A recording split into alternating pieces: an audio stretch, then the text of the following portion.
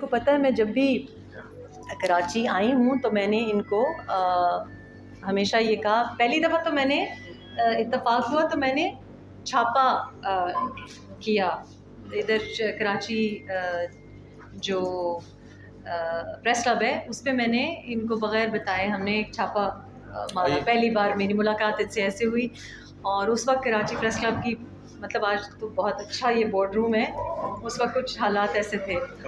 تو میں کچھ 4-5 بجے میں کراچی سے ناواقف تھی، میں نے ان کو کہا چائے بنائیں، سموسے کھلائیں. anyway ہم بیٹھے، ہماری بڑی اچھی ایک انڈرسٹینڈنگ ہوئی، 4-5 اور صحافی بھی، بڑا اچھا میں نے انہوں نے اپنے مسائل مجھے بتائے. اس کے بعد میں جب کراچی آتی ہوں تو پہلے میں پریس کلب آتی ہوں. پہلے کوئی اور اگر میٹنگ کا کہے، اب یہاں پہ بڑی سیاست آج کل ہو رہی ہے، لیکن میں نے کہا جی پہلے میں فیملی کو سلام کروں گی، اس کے بعد جہاں سے آپ کا رزق شروع ہو تو یہ بڑا ضروری ہے. تو پہلی جو جاب مجھے ملی کراچی میں نیوز 1 سے ملی، اور وہ بھی میں ایسے ہی آ گئی کہ میں جہاز پہ سے اتری اور سیدھا میں گئی، اور وہاں پہ میں نے ان سے اپوائنٹمنٹ کا ٹائم مانگا. سیما سے میری ملاقات ہوئی، انہوں نے کہا تم چھوڑ کے چلی جاؤ گی، تم یہ لوگ لڑکیاں باہر سے آتی ہو اور تم لوگ نہیں رہ سکتے ہو پاکستان میں. میں نے کہا آپ مجھے جاب دیں. اب میں گئی تو یہ اور بات ہے کہ وہاں میں اتنی دیر نہیں ٹکی. اس کے بعد بزنس ریکارڈر میں جی آج ٹی وی بہت اچھا، آئی تھنک کہ Business recorder is one of the finest families جو جرنلزم کر رہی ہے. میں پرسنلی مطلب میں نے ان کو بڑی تکلیفیں دی، انہوں نے مجھے کبھی کوئی تکلیف نہیں دی، کیونکہ I was not on any agenda. تو کبھی میں یہاں کی کروں سٹوری تو وہاں کی. تو پھر شہاب صاحب مجھے کہیں کہ کیا کرتی ہو، میں نے کہا دیکھیں آپ گرو مندر میں ہیں تو میں جو سٹوری بھی کروں گی آپ کو تو ایسے بھی کچھ نہ کچھ تو آئے گا، تو چھوڑ دیں. تو میں چاروں سائڈیں کر رہی ہوں، آپ کو ایسے بھی پڑھیں گی تو آپ نے تو یہ نصیب لکھوا کے لائے. لیکن very very good experience with Business Recorder. اس کے بعد ڈان، گڈ ایکسپیرئنس آلسو. لیکن آئی تھنک کہ بزنس ریکارڈر میں جو چیز مجھ کو پسند آئی وہ یہ تھی کہ جو جرنلزم فیملی سے آتے ہیں اور جرنلزم کرتے ہیں، ان کو پھر جرنلسٹ کی ایک جو رسپیکٹ ہوتی ہے، وہ اس کی سوچ کیسی ہے، اس کو وہ تعظیم دینا ان کو آتی ہے. تو I had a very positive relation ship with them. اور اب میرا تعارف یہ ہے کہ جرنلزم ویسے تو ہم پاکستان کے تناظر میں جو 2016 سے لے کے آئی وڈ تھنک 2022 تک ہوا، اس کی سب آپ لوگ آشنا ہے کہ کتنی مشکل سے جرنلزم کرنی پڑی. میں آئی تھنک سب سے پہلے مجھے نوکری سے نکالا گیا، تو سب سے پہلا تو سوال مجھے یہ کرنا چاہیے تھا کہ مجھے کیوں نکالا. لیکن چونکہ ہم نے کچھ وائس ریکارڈنگ سن لی تھی، اس لیے میں نے ان سے نہیں سوال کیا. لوگوں کی بھی، سیٹوں کی بھی مجبوریاں ہوتی ہیں، ہم نے سمجھ لیا، ہم چپ کر رہے. لیکن اس کے بعد پھر بہت سے لوگوں کے ساتھ ہوا، ورکنگ جرنلسٹ کو بھی نہیں چھوڑا گیا. اور اگر میں یہ کہوں کہ صرف پاکستان میں ہو رہا ہے تو یہ بہت بڑی ناانصافی ہوگی، کیونکہ دنیا میں جرنلزم کے ساتھ جو ہو رہا ہے. آج جو سٹوری بریک ہوئی ہے وہ امریکن CNN کی نیوز سٹوری، سائمہ محسن ہماری پاکستانی لڑکی جن کے ساتھ ایک انفیئر ڈسمسل بھی ہوا ہے. اور جی میں انفیکٹ سائمہ نے مجھے 2014 میں کوشش کی تھی پاکستان سے نکالنے کے لیے، سنگاپور اس کے لیے، لیکن اس وقت بھی بس وہ پاکستان کی سرزمین سے کمٹمنٹ تھی. اب آئی تھنک کہ آئی ڈڈ دا رائٹ تھنگ، لیکن اس وقت it was a lucrative offer. تو ایسا ہے کہ جرنلزم تو ایک ایسا پروفیشن ہے کہ اب اگر بچہ کوئی آتا ہے تو میں اسے کہتی ہوں کہ کیوں جرنلسٹ بننا چاہتے ہو، کوئی اور راستہ اختیار کرو. لیکن اگر اینکر بننا چاہتے ہو اور سب کچھ اپنا جو کوئی بھی تربیت ہے، جو کوئی بھی ایمان ہے وہ بیچنے کو تیار ہو تو پھر تم کامیاب ہوگے. تو اگر تم اپنا کعبہ قبلہ روز بدلنے کو تیار ہو تو یہ پھر بڑا سکسیزفل ہوگا. لیکن اگر تم صحیح معنوں میں صحافت کرنا چاہ رہے ہو، جیسے کالج یا یونیورسٹی میں ہمیں پڑھائی جاتی ہے جس کا پریکٹیکل لائف سے کوئی تعلق نہیں، تو پھر تکلیف دہ زندگی ہوگی، اور وہ بھی کچھ لوگ کرتے ہیں.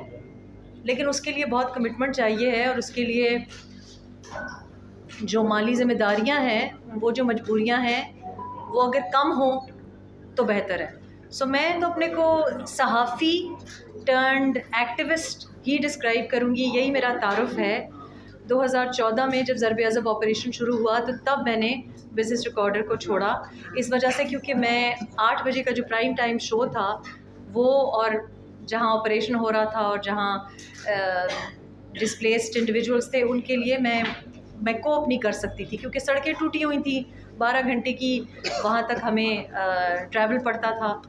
تو ایکٹیویزم پر میں سمجھتی ہوں کہ وہ میری صحافت نے مجھے ایکٹیویزم سکھایا ہے، کیونکہ میں نے گراؤنڈ پہ رپورٹنگ کی ہے. تو اب اگر مجھے کوئی بات، کوئی امریکہ میں بیٹھے ہوئے کوئی پاکستان کے بارے میں کوئی بات کرتا ہے تو ان سے 2-3 سوال میں پوچھ سکتی ہوں کہ آپ کو پتہ بھی ہے ہنگو ہے کہاں، آپ کو پتہ ہے کہ آپ جو بات کر رہے ہیں کسی بھی مسلک کے بارے میں بات کر رہے ہیں، آپ کیسے اتھارٹی ہیں جب آپ کبھی لاہور کے DHA سے نکلے نہیں ہیں، کبھی آپ ڈیفینس سے نکلے نہیں ہیں.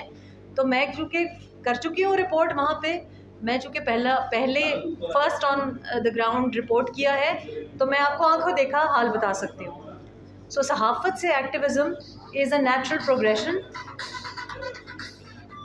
ہر ایک کے لیے ظاہر ہے پاسبل نہیں ہے، کیونکہ لوگوں کی گھریلو مالی ذمہ داریاں ہوتی ہیں، لیکن میرے لیے اللہ نے ایسے راستہ بنایا کہ میں کر سکتی ہوں. میں وہ رسکس بھی لے سکتی تھی جو عام لوگ نہیں لے سکتے. میری وہ ذمہ داریاں بھی نہیں ہیں فائنینشیل. لوگوں کے بچے چھوٹے ہوتے ہیں، لوگوں نے والدین کی خدمت کرنی ہوتی ہے، بہت سے ایشوز ہوتے ہیں، بہنوں کی شادیاں کرانی ہوتی ہیں، میں سب کی مجبوریاں سمجھتی ہوں. لیکن گزشتہ 1 سال میں آپ نے ایک بات نوٹس کی ہوگی کہ جن کو بہت کچھ کہیں کعبہ قبلہ بدلنے کی وجہ سے ملا بھی ہے، ان کا بھی آپ کے سامنے حال ہے. چاہے وہ منسٹر ہو. لاسٹ ٹائم جب میں یہاں پہ آئی پچھلے سال، تو آپ ہی لوگوں نے مجھے بتایا کہ کوئی میرے اوپر کوئی پرچہ کٹا ہوا ہے، مجھے نہیں پتا تھا. اور جن پہ پرچہ کاٹا ہوا تھا آج وہ آپ لوگ ان کے اوپر بلاگز کر رہے ہوں گے کہ شاید وہ کوئی پرائم منسٹیریل کینڈیڈیٹ بھی ہو سکتے ہیں. سو یہ اللہ کا انصاف ہے. آپ کو جنت اور جہنم کی ایک جھلک یہاں پہ دکھائی دیتی ہے. ہم صرف اتنا کر سکتے ہیں کہ کوشش کر سکتے ہیں کہ صحیح بولیں اور صحیح کام کریں. ہو سکتا ہے غلطی بھی ہو جائے، ہو سکتا ہے ہم بھی کوئی عقل کل نہیں ہے، لیکن انسان کم از کم کوشش کر سکتا ہے. کیونکہ جنہوں نے بہت کچھ کمایا ہوگا پچھلے 3-4 سال میں، 2018 سے 2022 تک، ان کا آج حال دیکھیں. کچھ لوگوں کا پتہ بھی نہیں ہے. تو یہ ایک سبق بھی ہے. لیکن ظاہر ہے میں آپ کے لیے فیصلہ نہیں کر سکتی، میں صرف اپنی زندگی کے لیے فیصلہ کر سکتی ہوں. اور میں نے یہ فیصلہ کیا بہت سال پہلے کہ چاہے لوگ جو کچھ بھی کہیں، میں وہ کروں گی جس کو میں صحیح سمجھتی ہوں. چاہے اس میں مالی نقصان ہو، چاہے لوگ گالیاں دیں، چاہے لوگ آپ کے لیے خطرات کریٹ کریں. اور بہت زیادہ خطرے تھے 2015 میں جب میں واپس آئی، اور 2015 سے 2016 تک جس طریقے سے مجھے رہنا پڑا. لیکن اس لیے برداشت کیا کیونکہ اگر میں کمزور پڑ جاتی تو پھر میں اور کسی کو نہیں کہہ سکتی تھی کہ آپ ہمت کریں. لیکن آج میں بھی واپس ہوں، اسی سرزمین پہ ہوں جس کے ساتھ میں رشتہ نہیں توڑ سکتی، نہ توڑنا چاہتی ہوں. اور میں آج خانزادہ صاحب بتائیں گے کہ کیا ایجنڈا ہے. میرا تو ایجنڈا آپ لوگوں سے ایڈوائس لینے کا ہے. آپ کو معلوم ہوگا کہ اب کراچی میں میرا اپنا گھر ہے. تو ایک دفعہ کسی نے پرومس کیا تھا کہ کوئی سیٹ ملے گا، تو وہ سیٹ تو نہ ادھر سے ملا نہ ادھر سے. لیکن میں نے بھی ٹھان لی کہ میں کراچی سے ہی سیٹ لے کے رہوں گی. تو وہ اب آپ دیکھیں کہ کراچی اب میرا سسرال بھی ہے اور آپ لوگوں کی وجہ سے میکہ بھی ہے. نہیں اب سیٹ لینا کراچی سے آپ کو سیٹ لینی ہے؟ آپ نہیں دیکھیں، مجھے تو سب کچھ مل گیا ہے. مجھے تو جو تمنا تھی مل گئی. جو شعر ہے یہ بھی آپ